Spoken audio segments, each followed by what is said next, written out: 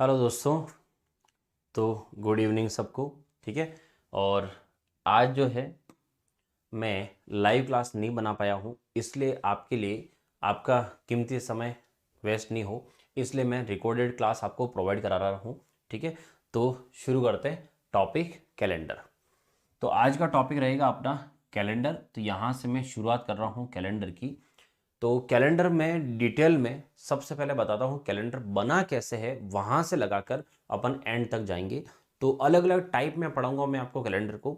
सबसे फर्स्ट एक तो बेसिक कैलेंडर होता है क्या है, फिर सप्ताह, फिर आएंगे एक एक महीने पे, मतलब दिन एक महीने पे, फिर वर्ष पे, फिर बहुत सारे अधिक ज़्यादा वर्षों पे, ऐसे। तो एक एक टाइप के अकॉर्डिंग मैं आपको पढ़ाऊंगा। सबसे पहले जो आपको मैं पढ़ा रहा हूँ उस सबसे पहले वाले पॉइंट पे आता हूँ मैं, कि सबसे पहले कैलेंडर है क्या है उस पर। तो देखो, घर में जो अपने कैलेंडर होते हैं उसमें कैलेंडर में वर्ष, जो एक वर्ष का कैलेंडर होता है वो वाला। अब आते हैं कैलेंडर बने कहाँ से, मतलब एक वर्ष में जो अपन बोलते हैं 365 365 दिन या 366 366 दिन होते हैं, ये क्यों होते हैं, तो वहां से कहानी में शुरू करता हूं। ठीक है। तो सबसे पहले जो है कैलेंडर की गणना, तो ये है कैलेंडर जो बना है वो किसके कारण है, तो जो अपना सूर्य है, सन, ठीक है, सूर्य के चारों ओर पृथ्वी जो एक राउंड पूरा लगाती है, एक चक्कर जो पूरा परिक्रमा करके आती है, जो घूम के आती है, उसमें जितना टाइम लगता है उस टाइम के कारण क्या बना हुआ है यहां पर कैलेंडर। ठीक है। तो पृथ्वी जो एक राउंड पूरा लगा के आए उससे बने हुए हैं कैलेंडर। अब आते हैं कि कैलेंडर में दिन जो लिए हैं वो कितने हैं और पृथ्वी जो घूमती है वो कितना टाइम लेती है उसके लिए। तो पहले मैं आपको बता दूं, आप सबको पता है कि 4 साल में अपन एक दिन बढ़ाते हैं। 4 साल में एक दिन बढ़ता है, कौन सा, लीप वर्ष जो अपन बोलते हैं। और लीप वर्ष में दिन कौन सा बढ़ता है, फरवरी के अंदर 29 फरवरी। अब आते हैं वो क्यों बढ़ाते हैं। ठीक है, उस गणित से शुरू कर रहा हूं, पहले समझना अच्छे से। तो सबसे पहले देखते हैं कि अपन को क्या बोला जाता है कि एक वर्ष में कितने दिन होते हैं, तो वो अपन नाम बोला जाता है 365, 365 एंड 1/4 डेज, दिन, कि इतने दिन होते हैं। इसका मतलब क्या हुआ, 365 दिन जो है वो तो पूरे हुए, और 1/4 दिन, 1/4 दिन मतलब दिन का चौथा हिस्सा। अब दिन का चौथा हिस्सा, तो एक दिन का मतलब कितने घंटे, 24 घंटे, और 24 घंटे का चौथा हिस्सा तो कितना हुए, 6 घंटे। मतलब यह हुआ कि एक वर्ष में अपन बोले तो 365 दिन और 6 घंटे हुए। अब मैं आता हूं कि इसको कैलेंडर में जब रखा गया होगा महीनों को, तारीख को, तो वो कैसे रहा होगा। तो स्टार्ट करते हैं अपन सन पहला, जो पहले ही पहला कैलेंडर में वर्ष रहा होगा, अभी चल रहा है 2022। ठीक है। अब जब सन पहला रहा होगा तो आप समझो उसमें कितने दिन इन्होंने मिलाए होंगे। तो पृथ्वी ने एक राउंड में कितना टाइम लिया, अच्छा एग्जैक्ट कितना टाइम है वो अपन आगे पर चर्चा करेंगे। अभी फिलहाल 365 दिन और 6 घंटे। अब ये जो वर्ष आया होगा एक, उसमें कितना दिन मिलाए होंगे, 365 दिन मिलाए होंगे, क्योंकि 6 घंटे की कोई भी डेट, तारीख तो बन नहीं सकती, इसलिए पहले वर्ष में कितने, 365 दिन मिलाए। 6 घंटे को क्या कर दिया, एक्स्ट्रा छोड़ दिया कि आगे जाके और यूज कर लेंगे कहीं। दूसरा वर्ष आया, पहला वर्ष खत्म, अब दूसरा वर्ष। तो कैलेंडर में सन 2 आया, तब वापस पृथ्वी जो घूम रही है, पृथ्वी तो सेम ही घूम रही है, तो इसका मतलब 365 दिन और 6 घंटे अपन वापस लेंगे। लेकिन जो सेकंड ईयर है, जो वर्ष था सेकंड, उसमें दिन तो 365 मिला सकते हैं, क्योंकि पुराने वाले 6 और नए और कितने निकल गए, 6, 6 और 6 कितने घंटे हो गए, 12 घंटे। लेकिन 12 घंटे से भी वापस डेट नहीं बन सकती, इसे अलग छोड़ दिया। फिर आते हैं सन तीसरे पे। तीसरे में तो 365 दिन वो के वही, और एक्स्ट्रा वापस कितने निकल गए, 6 घंटे। ठीक है। और सन 4, इसमें भी कितने दिन, 365 तो दिन, और कितने एक्स्ट्रा आए, 6 घंटे। अब आप समझो, पहले फर्स्ट जो था उसमें 6 घंटे, दूसरे के 6 घंटे, तीसरे के भी 6 घंटे, और चौथे के कितने आए, 6 घंटे। जैसे ही चौथा साल आया और उसके 6 घंटे आए, तो 6 6 6 6 कितने हो गए, यहां से मिलाकर टोटल 24। तो ये हो गए 24 घंटे। इन 24 घंटे अब हो चुके थे, इन्हों और आगे नहीं ले जाकर इन 24 घंटे को किस में मिला दिया, इस चौथे वाले वर्ष में। जो चौथे वर्ष में कितना मिला दिया गया, 24 घंटे, इसलिए चौथे वर्ष में एक दिन बढ़ गया और चौथे वर्ष में दिन कितने हो गए, 366, 366 डेज। अब आता है कि यहां पर क्यों बढ़ाया था, क्योंकि 6 घंटे एक्स्ट्रा थे। तो यहां पर कितना टाइम बढ़ाया, कितने साल बाद, मतलब 3 साल निकल गए और चौथे साल में मिलाया। अब सोचो वापस ये दिन कब मिलाया जाएगा। तो सबसे पहला जो वर्ष था वो था कौन सा, 4, जिसमें 29 फरवरी आई। अब वापस कब आएगी, तो 5, 6, 7 जो वर्ष आए होंगे उसमें नहीं आई होगी, फिर किसमें आई होगी, 8, फिर उसके बाद 12, फिर उसके बाद 16 और फिर उसके बाद 20। अब आता है कि कैलेंडर में जो अपना लीप वर्ष आता है वो कितने साल बाद आता है, 4 साल बाद। तो 4 साल बाद ये लीप वर्ष चेक करने के लिए आप किसका भाग लगाते हो, तो किसका भाग लगाते हैं अपन, 4 का। 4 का ही क्यों लगाते हैं, बस ये पता है कि लगाते हैं। क्यों लगाते हैं, क्योंकि आप देखो कि जब जब लीप वर्ष आए हैं उनके नंबर कुछ ऐसे रहे हैं, पहला 4, फिर 8, 12, 16, 20। देखा जाए तो 4 की टेबल बन गई थी, और 4 की टेबल अगर है तो इसका मतलब है जिसमें 4 का भाग जाएगा वो सारे के सारे लीप वर्ष हो रहे हैं, इसलिए अपन 4 का भाग लगाते हैं। पहला पॉइंट यह खत्म कि 4 का भाग क्यों लगाते हैं और लीप वर्ष कितने साल बाद आते हैं, 4। पहला सवाल अब आपको मैं पुट कर रहा हूं, तो पहले सवाल का आंसर बताना क्या होगा। सवाल यह है, 2 लगातार क्रमागत भी बोल सकते हो, लगातार कंटिन्यूअसली, ठीक है, 2 लगातार लीप वर्ष में अधिकतम कितने वर्ष का अंतर होता है। पहला सवाल ये है, ठीक है, कमेंट करना। तो 2 लगातार लीप वर्ष में कितने वर्ष का अंतर होता है। मोस्टली लोग क्या जानते हैं कि 4 वर्ष का अंतर होता है, क्योंकि सब जगह क्या है, 4 ही है। लेकिन मेरा सवाल क्या है, 2 लगातार लीप वर्ष में कितना अंतर होता है, तो उसका आंसर 4 के लगातार आते हैं। अब वर्ड एक बीच में अगर डाल दूं मैं, अधिकतम, 2 लगातार लीप वर्षों में अधिकतम कितने वर्षों का अंतर होता है, मैक्सिमम कितने वर्ष का डिफरेंस होता है, इसका आंसर कमेंट करो, ठीक है। मैं आगे बताता हूं कितना है उसके लिए। तो फिलहाल ये तो हो गया यहां की कहानी, आगे बढ़ते हैं।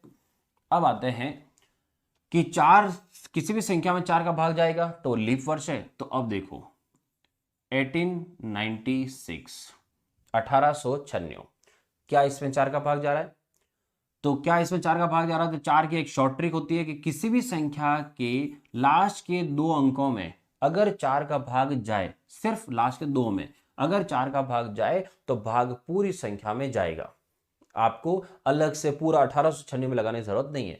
तो 1896 में 4 का भाग जाता है, मतलब ये हुआ कि इसके अंदर 29 फरवरी आई, तो यहां पर 29 फरवरी आई थी,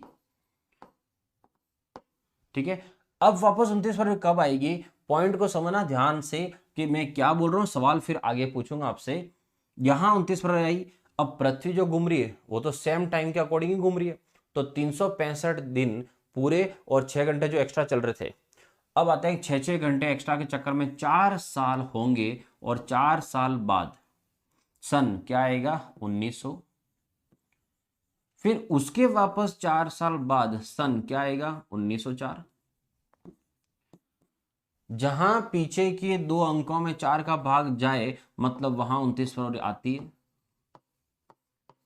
ठीक है। और जिस संख्या के पीछे 2 जीरो हो उसमें 4 का भाग हमेशा पूरा जाता है, आपको लगाने की जरूरत नहीं है। जिस संख्या के पीछे 2 जीरो आ जाए वहां 4 का भाग जाता है। लेकिन अब देखो बहुत सारे स्टूडेंट बोलेंगे कि सर 1900 में 4 का भाग नहीं लगाते हैं, क्योंकि 1900 एक शताब्दी है, और जो भी सेंचुरी होती है उसके पीछे 2 जीरो मतलब सेंचुरी, तो उसमें कभी 4 का भाग नहीं लगाते हैं। लेकिन मैं अब उन स्टूडेंट से ये पूछना चाहता हूं 4 का भाग क्यों नहीं लगाते हैं, और उन्हें ये भी पता है कि 400 का लगाते हैं, तो फिर ये भी बता दो 400 का ही क्यों, ठीक है। तो पहले जिन्हें नहीं पता है पहले तो वहां समझा दूं मैं आपको कि 1900 में 4 का भाग लगाओगे वो पूरा जाएगा, तो इसका मतलब यहां 29 फरवरी आनी चाहिए थी, लेकिन यहां 29 फरवरी नहीं आई, ठीक है। 29 फरवरी नहीं आई, तो जो पहला सवाल मैंने आपसे पूछा था उसका आंसर आपके सामने आ चुका है। क्या सवाल पूछा था कि 2 लगातार लीप वर्ष में अधिकतम कितने वर्ष का अंतर होता है। तो 2 लगातार लीप वर्ष में अधिकतम कितने वर्ष का अंतर, तो आप समझो यहां जो आया उसके बाद सीधा ये आया, और यहां से यहां जाने पर कितने वर्ष हो गए, 8 वर्ष। इसलिए 2 लगातार लीप वर्ष में कितने वर्ष का डिफरेंस हो जाता है? 8 वर्ष का। पहले सवाल का आंसर ये। दूसरा सवाल मेरा जो था कि अपन 400 का भागी क्यों लगाते हैं। एक और सवाल, यहां से यहां 4 साल हुए, 4 साल में पृथ्वी जो घूमी होगी उसका टाइम पीरियड तो फिक्स ही रहा होगा, पृथ्वी तो सेम ही घूमी होगी, कोई धीरे या तेज तो हुई नहीं होगी। तो फिर 4 साल में जो एक दिन बढ़ता है 6-6 घंटे के कारण, वो दिन कहाँ गया? क्योंकि वो दिन तो मिला ही नहीं। तो 6-6 घंटे पृथ्वी तो घूमी थी, तो 4 साल में एक्स्ट्रा जो बना, 4 साल में एक दिन, वो क्यों नहीं मिला या कहाँ चला गया वो दिन? इसको समझने के लिए अब समझो कि वो दिन कहाँ गया। तो अब आते हैं कि जो ज्योग्राफी के स्टूडेंट हैं उन्हें पता होगा कि जो पृथ्वी सूर्य के चारों ओर घूमती है, उस सूर्य के चारों ओर जो राउंड लगाती है, उस राउंड में टोटल कितना समय लगता है। अगर ये आपको एग्जैक्ट पता है तो आपका आंसर आ जाएगा। तो टोटल कितना टाइम लगाती है उसके लिए मैं लिख रहा हूं कि टाइम 365 दिन, ये हो गए पूरे 365 दिन। फिर ऊपर से कितने घंटे, 6 घंटे नहीं होते हैं, ठीक है दोस्तों, कितना होता है 365 दिन 5 घंटे 48 मिनट, ठीक है, 48 48 मिनट और 48 सेकेंड, ये टाइम होता है। तो 48 मिनट और 38 सेकंड। अब ये सेकंड कहीं कहीं वेरी हो सकते हैं, कोई 46 बोलेगा, कोई 56 बोलेगा, कोई 52 बोलेगा, ऐसे वेरी हो सकते हैं, लेकिन यहां तक आपका फिक्स टाइम ये होता है। अब आते हैं, अगर पीछे वाला टाइम कहीं वेरी होता है, वो अप डाउन होता है हल्का सा, तो अपन इसको थोड़ा सा लगभग ले लेते हैं कि 48 सेकंड मतलब 1 मिनट और मान लो लगभग। तो लगभग 1 मिनट हुआ, मतलब तो भी कितना टाइम हुआ, 5 घंटे और 49 मिनट, 49 मिनट, ये टाइम हुआ। पृथ्वी इतना टाइम ही लेती है, 6 घंटे नहीं लेती है, लेकिन फिर भी अपन कितना मान रहे थे, 6 घंटे। और 4 साल में दिन क्यों बढ़ा रहे हैं, वो भी अपन क्या समझ रहे थे कि 4 साल में 6 के हिसाब से 24 घंटे बनेंगे, और 24 घंटे के कारण एक दिन जोड़ दिया जाएगा हर चौथे साल में। लेकिन यहां की गणित देखो, ऐसा तो हुआ ही नहीं। और इसी के कारण अब आपके 2 सवाल आएंगे, ठीक है, एग्जाम में। आप किसी भी किताब में देखना, आपको हर जगह मिलेंगे कि 400 वर्षों में कुल कितने लीप वर्ष आते हैं, और एक है कि 400 वर्षों में 29 तारीख कितनी बार आती है। ये 2 सवाल का आंसर यहीं से आएगा आपके। तो थोड़ा सा पॉइंट समझना, पृथ्वी एग्जैक्ट टाइम ये लेती है, और अपन क्या बोल रहे थे कि पृथ्वी जो है वो तो 365 दिन और 6 घंटे लेती है, ठीक है। अब समझते हैं कि 6 घंटे जो थे, इसी वजह से अपन ने 4 साल में जो दिन बढ़ाया, तो अपन पृथ्वी से आगे हुए या पृथ्वी अपन से आगे हुई। तो अपन ने टाइम जो है वो ये माना, जबकि रियल में पृथ्वी तो ऐसे चल रही है। तो इसका मतलब है कि अपन ने यहां से यहां कितना टाइम ज्यादा मान लिया है। तो ये 5 घंटे 49 मिनट मतलब 6 घंटे होने में लगभग लगभग 11 मिनट अभी बाकी है, 11 मिनट अभी रिमेनिंग है, अभी बाकी है, 11 मिनट हो ही नहीं थे, और अपन ने मान लिया कि 6 घंटे हो गए। तो फिर ये 11 मिनट कहाँ गए? तो अब गणित समझना, 11 मिनट कहाँ गए? सिर्फ 1 वर्ष में, 1 वर्ष में पृथ्वी से अपन 11 मिनट क्या हो जाते हैं, आगे, क्योंकि अपन ने टाइम कुछ ऐसा ले लिया इसलिए।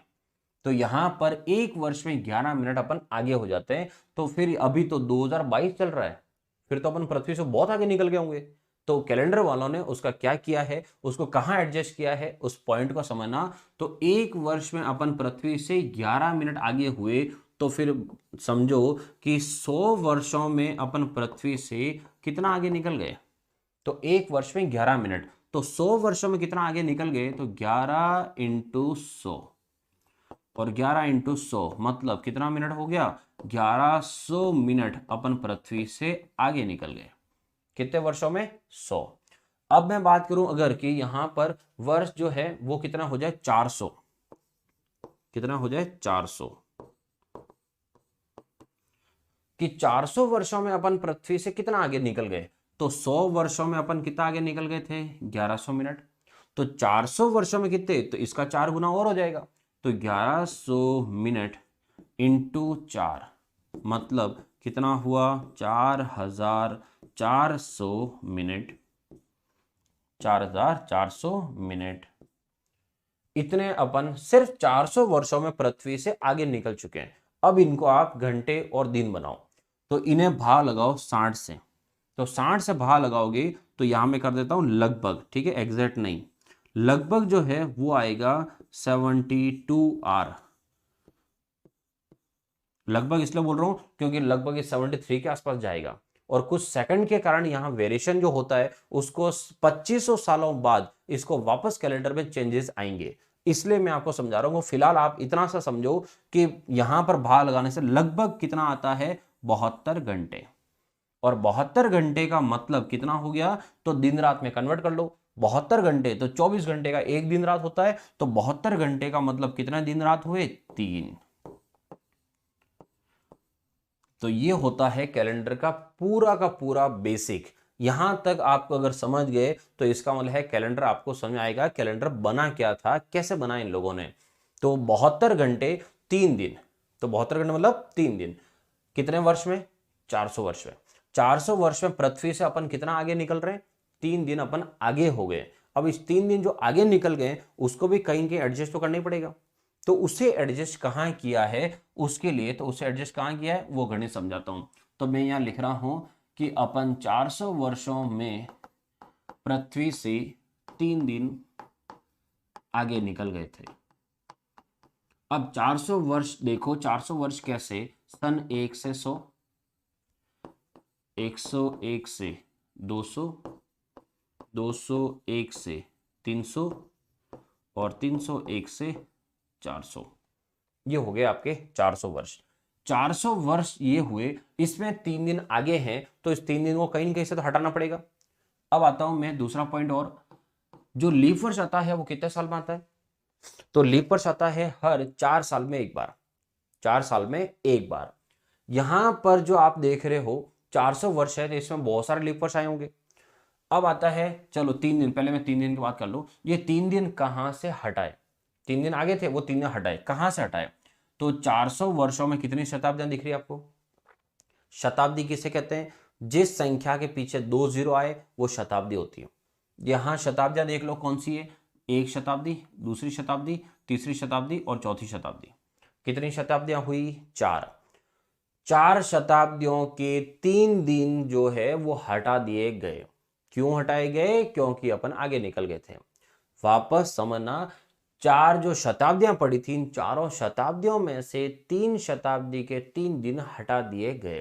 तो इसलिए यहां पर जो 29 फरवरी आने वाली थी वो 29 फरवरी हटा दी गई, उसे नहीं मिलाया गया, जिससे पृथ्वी का और कैलेंडर का बैलेंस बना रहा और कोई आगे पीछे नहीं हुआ। क्लियर है ये पॉइंट। अब आते हैं यहां से कि अगर 3 जगह हटाया तो फिर चौथे वाले में क्या हुआ, तो चौथी शताब्दी जो आई उसके अंदर 29 फरवरी आई, चौथी वाली जो थी उसमें 29 फरवरी आई थी। इसलिए पहली शताब्दी जिसमें 29 फरवरी आई वो कौन सी थी, 400। अब बताओ दोस्तों, दूसरी शताब्दी कौन सी जिसमें 29 फरवरी आई, तो इसके बाद फिर 500 में, 600 में और 700 में तो हटा दी होगी, फिर वापस कहां आई होगी, 800 में, फिर उसके बाद वापस कहां आई, 1200 में, और फिर उसके बाद वापस कहां आई, 1600 में। अब आप देखो इनमें डिफरेंस कितना चल रहा है, 400 से 800 में 400 का, फिर 1200 में 400 का, फिर 400 का, सब में अंतर कितना है, 400 400 का। इसलिए कोई भी शताब्दी जब आती है तो किसका भाग लगाते हैं अपन, 400 का, कि वो लीप वर्ष है या नहीं है। वो 400 कहां से आए, वो ये था। अदरवाइज किसी बच्चे से पूछो कि कहां से आया 400, कि वह हमारे भी पहले वाले लोग भाग लगा रहे थे तो हमने भी वहीं से पढ़ लिया। उसका पॉइंट क्या था, वो पॉइंट ये। अब है सवाल, तो पहला सवाल है 400 वर्षों में कितने लीप वर्ष आते हैं, वो गणित आपके सामने है। 400 वर्षों में कितने लीप ईयर आते हैं, तो देखो हर 4 साल में एक लीप वर्ष आता है, तो 4 साल में एक आता है। अगर बात करें स्टार्टिंग 10 वर्ष में कितने लीप वर्ष आए होंगे, तो स्टार्टिंग 10 वर्ष में कितने लीप वर्ष आए होंगे, तो इसमें भाग लगा दो किसका, 4 का। 4 का भाग कितनी बार गया, 2 बार पूरा गया, मतलब बता रहा है कितने लीप वर्ष आए, 2 लीप वर्ष आए। तो अगर मैं आपसे पूछूं कि इन 100 सालों में कितने लीप वर्ष आए होंगे, तो अपन क्या करेंगे, 100 में भाग लगाएंगे 4 का, 100 में भाग लगाएं 4 का, कितना आया 25, कि 25 लीप वर्ष। लेकिन इस 100 को अपन ने 100 भी भाग लगाया, तो इसका मतलब 100 का जो लीप वर्ष था वो लीप वर्ष तो हटा दिया था, तो इसका मतलब यहाँ 25 नहीं पड़े, 25 से 1 कम पड़ गया, तो कितने हुए 24। अब बार बार भाग नहीं लगाना है, हर बार है तो 100 वर्ष ही, और 100 वर्ष में अपन किसका भाग लगाएंगे, 4 के लगाएंगे, और हर बार कितना आने वाला है 25, और एक ये हटाएंगे तो वापस कितना आया 24।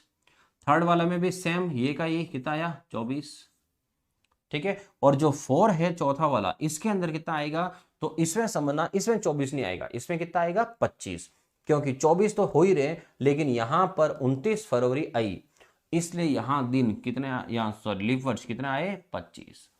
अब आप इसे जोड़ो कि अगर ये 25-25 होते 4 बार, तो 25-25 4 बार 100, और 100 में से कितने दिन कम पड़ गए 3, इसलिए कितना आया 97। तो 400 वर्षों में कितने लीप वर्ष होते हैं, ये आपका पहला सवाल ये यहां पर पूरा हुआ कि 400 वर्षों में लीप वर्ष की संख्या।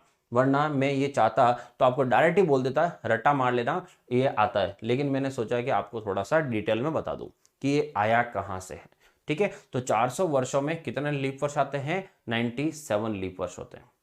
क्लियर, चलो आगे बढ़ते हैं। और अब आता है दूसरा सवाल। तो दूसरा सवाल जो है वो है कि 400 वर्षों में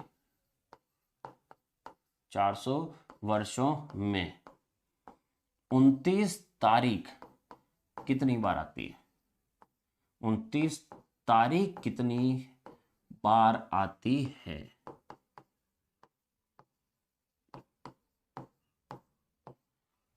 ठीक है, और पॉइंट एक और ध्यान रखना, वैसे भी कल मैं आपको सब चीजें पूछने वाला हूं, ये सब जो आप पढ़ रहे हो अभी। 400 वर्षों में मैंने 29 तारीख बोला है, ठीक है, ये ध्यान ना, 29 फरवरी नहीं बोला है। 29 फरवरी का मतलब तो सेम हो गया कि लीप वर्ष हो गया वो तो। भाई 29 फरवरी कितनी बार आती है, तो इसका मतलब तो वही हो गया कि लीप वर्ष कितने आते हैं। और लीप वर्ष कितने आते हैं ये तो अपने जस्ट पढ़ा है अभी कि कितने आते हैं 97 आते हैं।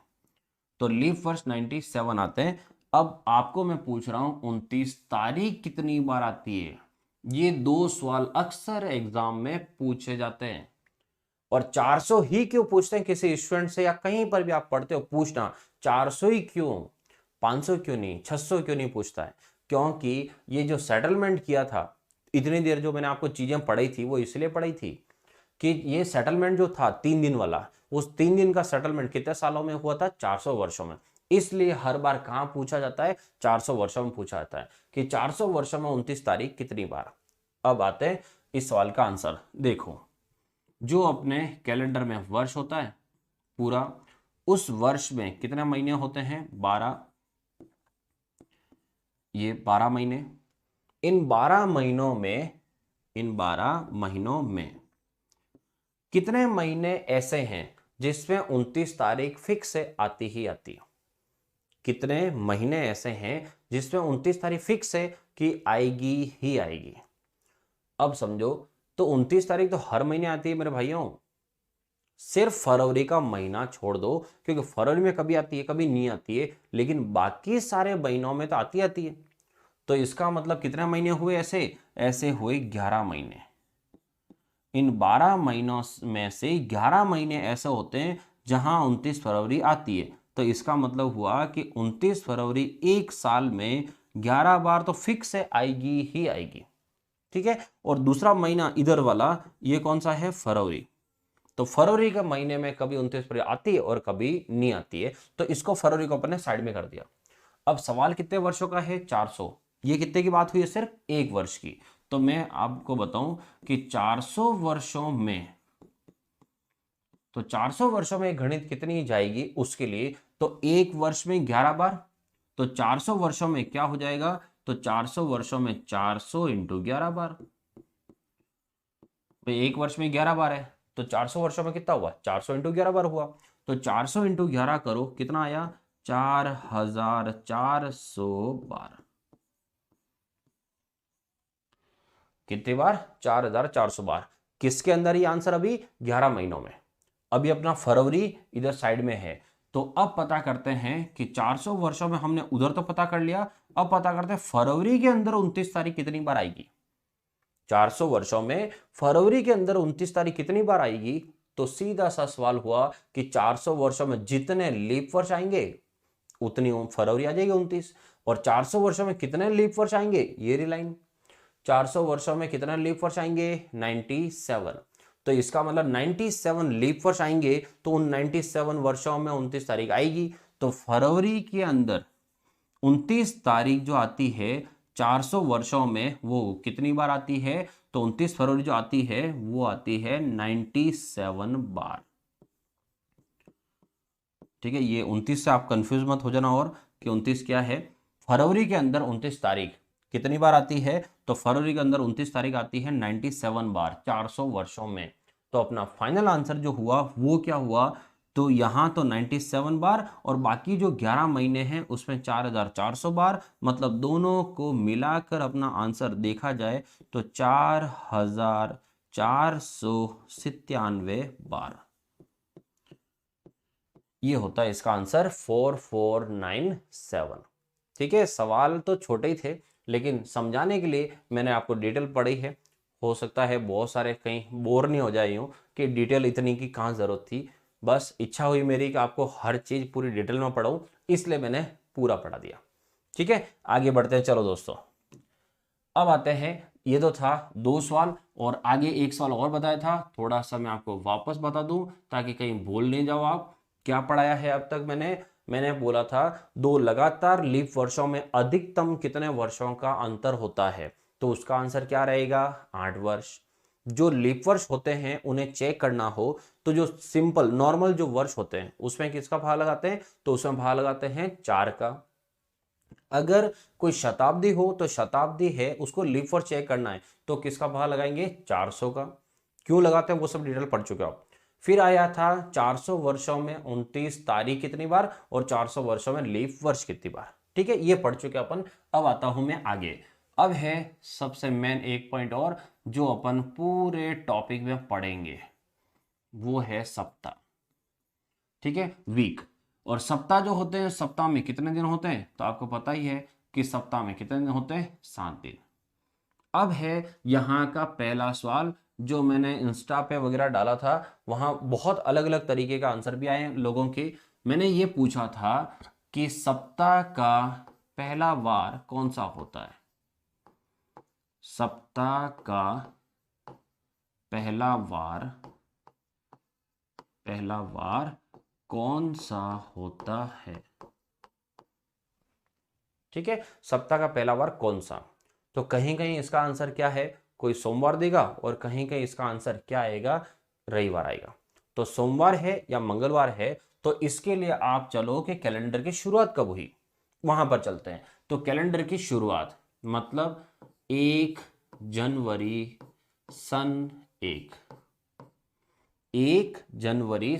1 जिस दिन कैलेंडर का पहला दिन था, वो पहला दिन उस दिन क्या वार था? सोमवार था। कैलेंडर की शुरुआत का पहला दिन उस दिन क्या वार था? सोमवार। इसलिए सप्ताह का पहला वार क्या मानते हैं? सोमवार।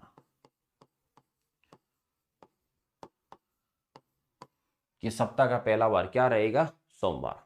ठीक है, अब आते हैं आगे कि सप्ताह में कितने दिन है? 7 दिन है। अब आते हैं इन 7 दिनों में कैसे क्या रहेगा उसके लिए। तो बात आती है कि जैसे आज, कि आज क्या वार है? तो आज है अपना वार क्या है? सॉरी,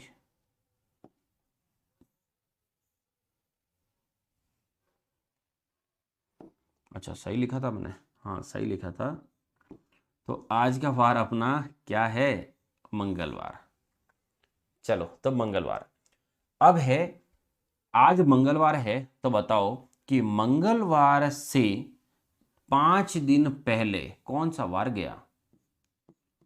मंगलवार से 5 दिन पहले कौन सा वार गया था?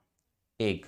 दूसरा, अगर मैं आपसे पूछूं कि शनिवार है और शनिवार से 6 दिन पहले कौन सा वार गया। दूसरा। तीसरा मैं आपसे पूछूं कि जैसे बुधवार है और बुधवार से 6 दिन बाद कौन सा वार आएगा। ठीक है, मंगलवार से 5 दिन पहले कौन सा वार गया, शनिवार से 6 दिन पहले कौन सा वार गया, और बुधवार से 6 दिन बाद कौन सा वार आएगा। अब ये जो बेसिक है पूरे कैलेंडर के टॉपिक में चलेगा, इसलिए ये चीज थोड़ी सी आराम से ध्यान से पढ़ना। तो चीजें क्या है उसके लिए देखो, सप्ताह में दिन कितने होते हैं, 7 दिन होते हैं। और जो वार पीछे गया होगा, जैसे आज मंगलवार है तो कल कौन सा वार गया था, सोमवार गया था, तो सोमवार पीछे गया है तो आगे भी तो आएगा कभी। तो वही चीज है पॉइंट कि जो वार पीछे चले गए हैं वो कभी न कभी आगे आएंगे, और जो वार कभी आगे आने वाले हैं वो पीछे भी कभी न कभी गए होंगे। तो कहने का मतलब है कि जो पीछे गया है वो आगे आएगा, और जो आगे आने वाला है वो पीछे गया है।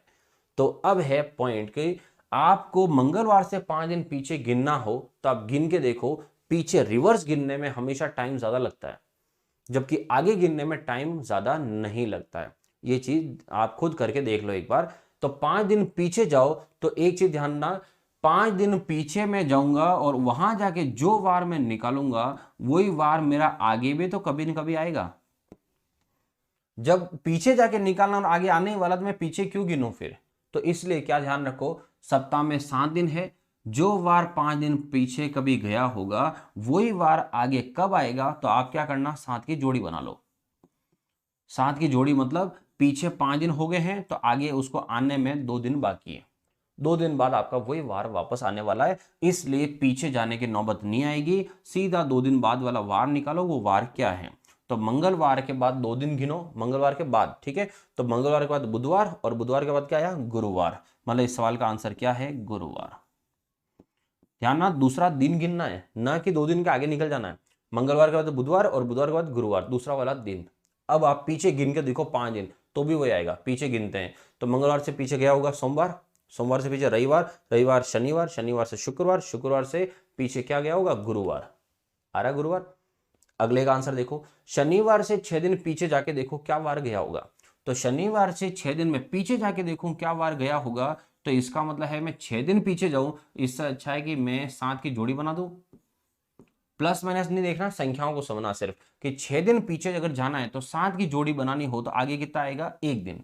मतलब शनिवार के जस्ट 1 दिन बाद आपका वही वार आएगा जो आपके 6 दिन पहले गया था। तो शनिवार के जस्ट बाद क्या वार आ रहा है, रविवार। इसका मतलब इस सवाल का आंसर क्या हो गया, रविवार। ठीक है, एक और लिखा है, बुधवार के 6 दिन बाद कौन सा वार आएगा। अब निकालो कि बुधवार के 6 दिन बाद कौन सा वार अपना आने वाला है। अब बुधवार है और मैंने इस बार पूछा कहाँ है, आगे पूछा है कि 6 दिन बाद कौन सा वार आने वाला है। तो इसका मतलब हुआ कि अपन इतना आगे, जैसे 6 दिन आगे जाना है, कोई बड़ी बात नहीं है, आराम से निकाल सकते हो। लेकिन मैं आगे जाऊं क्यों इतने दिन, जब मुझे पता है कि जो 6 दिन बाद आएगा वो अभी अभी तो कहीं गया होगा। तो अभी अभी कहाँ गया होगा, तो अपन पीछे चले जाओ। मतलब 7 की जोड़ी ही बनानी है, तो यहां से पीछे चले गए, कितना पीछे, 1 दिन। तो 1 दिन पीछे जाओ तो बुधवार से 1 दिन पीछे क्या वार आया, मंगलवार। तो इस सवाल का आंसर क्या हो गया, मंगलवार। आई थिंक ये पॉइंट क्लियर हो गया होगा आपको कि कभी भी पूरे टॉपिक में कैलेंडर में वार निकालना आए तो आप पीछे जाके वार निकालने की जरूरत नहीं पड़ेगी, आगे गिन लेना। एक लास्ट और पूछ रहा हूं आपसे, और देखो जैसे सोमवार है, अब मैं आपसे पूछूं कि सोमवार जो है, सोमवार से अगर सोमवार से मैं पूछ लूं आपको 8-10 दिन, कि 8-10 दिन आगे पीछे क्या वार है, तो 8-10 दिन वाले तो एग्जाम में सवाल भी डायरेक्ट आ जाते हैं। तो फिर इसको यही नहीं पढ़ाता हूं, अगली स्लाइड लेते हैं। तो देखो यहां से शुरू करता हूं मैं, तो कुछ चीजें बता दूं। जैसे देखो 1 तारीख, 1 तारीख को मान लो कि 1 तारीख को सोमवार था, ठीक है, 1 तारीख को सोमवार था। अब बताओ सोमवार वापस कब आएगा। तो 1 तारीख को सोमवार था, तो वापस सोमवार कब आएगा, तो वापस सोमवार जो आएगा वो कितने दिन बाद आता है, कोई भी वार हो 7 दिन बाद वो वापस आएगा। 7 दिन बाद ही क्यों आता है? क्योंकि सप्ताह में दिन ही 7 होते हैं। तो 7 दिन बाद, तो 7 दिन बाद क्या तारीख होगी? तो 1 में 7 दिन जोड़ दूं, तो 1 + 7 मतलब 8 तारीख को वापस क्या पड़ने वाला है? सोमवार पड़ेगा। वापस सोमवार कब आएगा? तो और 7 दिन बाद। उसके 7 दिन बाद वापस क्या आना है? सोमवार ही आना है। तो 8 + 7 कितनी तारीख हो जाएगी? 15। ऐसे ही 7 7 और जोड़ोगे तो 15 7 22, 22 7 29 तारीख को सोमवार ही आएंगे। अब मैं आपको पॉइंट क्या समझाने वाला हूं वो देखो। 1 तारीख अगर आपका सोमवार है तो बताओ कि 8 तारीख, सॉरी 8 तो हो गया है, तो बताओ 9 तारीख को क्या वार होगा? 1 तारीख को सोमवार है तो 9 तारीख को क्या वार होगा ये निकालना है। कभी भी 1 तारीख से दूसरी तारीख का वार निकालना हो, 1 तारीख से दूसरी तारीख का वार निकालना हो तो क्या करना, यहां से आपको यहां जाना है, तो सीधा सा है कि बड़ी तारीख में से छोटी तारीख घटा दो। बड़ी में से छोटी संख्या घटाना, और घटाने को बोलते हैं डिफरेंस। बड़ी संख्या में से छोटी संख्या घटा दो, तो 9 और 9 में से कितना घटा दो? 1। कितना आ गया? 8।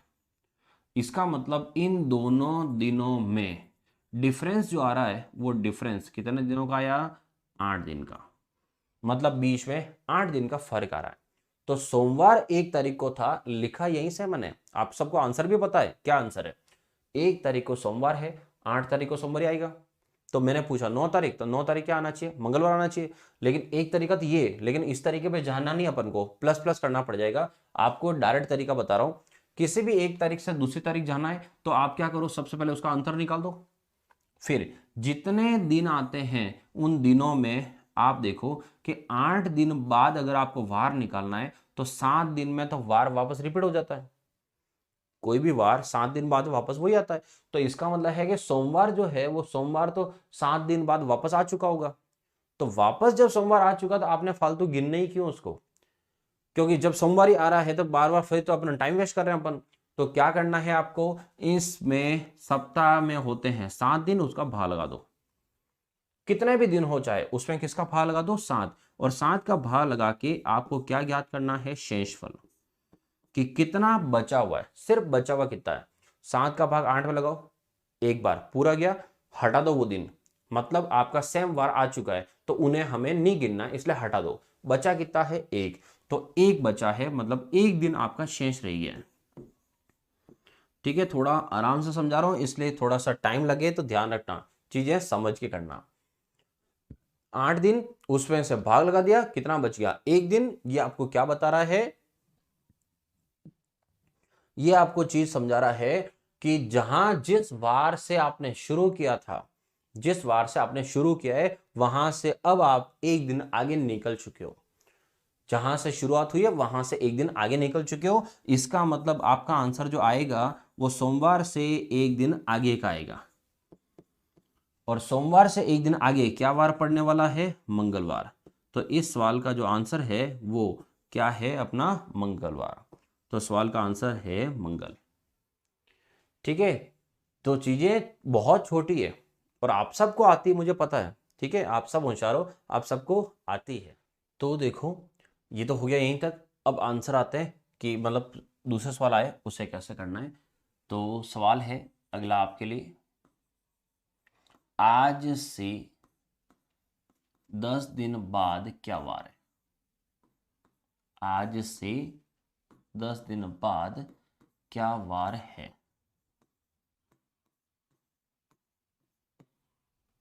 ठीक है, तो आज से 10 दिन बाद क्या वार है ये पता करना है। अब समझो, आज का वार क्या है ये आपको पता है कि आज क्या वार है? मंगलवार है। ठीक है, और आज से 10 दिन बाद क्या वार है ये पता करना है। तो 10 दिन बाद क्या वार है, इसका मतलब आज का दिन और जो दिन वो पूछ रहा है उसके बीच में कितना गैप पड़ रहा है? 10 दिन का। और आपको मैंने अभी यही समझाया था पिछले सवाल में कि कभी भी अगर आपको जो तारीखें जाना हो, इस तारीख से उस तारीख तक, तो आपको बीच में कितना अंतर है वही तो निकालना है। तो यहां तो तारीख भी नहीं है, यहां तो डायरेक्ट ही अंतर दे रखा आपको कि 10 दिन बाद क्या वार है, आप तो डायरेक्ट बताओ। तो सीधा सा अगर ऐसे कभी आ जाए डायरेक्ट ही तो क्या कर लो, उसमें भाग लगा दो। किसका भाग? 7 का। 7 का 10 में भाग लगाओ, एक बार गया, कितना बच गया? शेषफल 3। तो शेषफल आ गया कितना दिन? 3 दिन।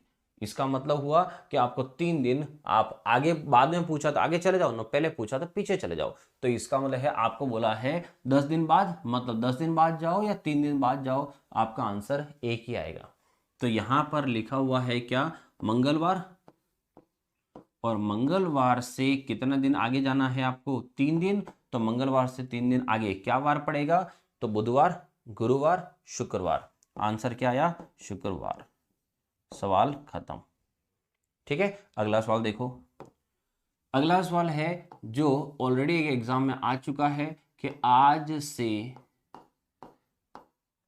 30 दिन पहले क्या वार था? आज से 30 दिन पहले क्या वार था, ये पता करना है। तो आज से 30 दिन पहले क्या वार था, आपको ये पता करना है। तो इसका मतलब भी वापस देखो, कोई भी तारीख आपको नहीं दी है, एक तारीख से दूसरी तारीख आपको नहीं दी है, डायरेक्ट आपको उन तारीखों का अंतर दिया है। और जब डायरेक्ट अंतर दिया हुआ हो तो बार बार बोल रहा हूं 7 का भाग लगा दो। 7 का भाग क्यों लगा रहे हैं? क्योंकि 7 दिन बाद वही वार वापस आ जाता है। तो जब वही वार वापस आ रहा था, हम फालतू में क्यों गिने, इसलिए अपन 7 का भाग लगा के हटा देते हैं। तो 30 में किसका भाग लगाएंगे? 7 का। 7 चौक 28, ठीक है, 7 4 जा 28। अब कितना बच गया है? तो शेषफल कितना बच गया है? 2। इसका मतलब है कि 30 दिन जाओ या 2 दिन जाओ, एक ही बात है, आपका आंसर वही आने वाला है। तो जाना किस तरह पे वो भी देखो। 30 दिन आपको पहले, पहले का मतलब क्या होता है? सबको पता है आपको, पहले का मतलब है पीछे की तरफ। तो आपको जाना है पीछे की तरफ। और कितने दिन पीछे जाना है? सिर्फ 2 दिन। तो आज के वार से, तो आज का वार वापस वही बात है, मंगलवार। मंगलवार, और आपको मंगलवार से कितना पीछे जाना है? 2 दिन। तो मंगलवार से 2 दिन पीछे जाओ, क्या वार आएगा? अब 2 दिन पीछे तो आप जा ही सकते हो, नहीं जाओ 2 दिन पीछे तो 7 की जोड़ी बना दो, आप 5 दिन आगे चले जाओ, बात एक ही है। तो 2 दिन पीछे जाओ, तो मंगलवार से 2 दिन पीछे, एक तो सोमवार गया होगा, और सोमवार से पीछे क्या गया होगा? रविवार। तो ये आपका आंसर आ गया, रविवार। खत्म। ठीक है, तो ये आपका सिर्फ स्टार्टिंग का बेसिक बेसिक कॉन्सेप्ट था कि ये होता क्या है, कैसे क्या कैलेंडर होता है, बस यही था। आगे अपन लाइव मिलेंगे कल। ठीक है, तब तक शुभ रात्रि, शब्बा खैर, मिलते हैं कल। जय हिंद।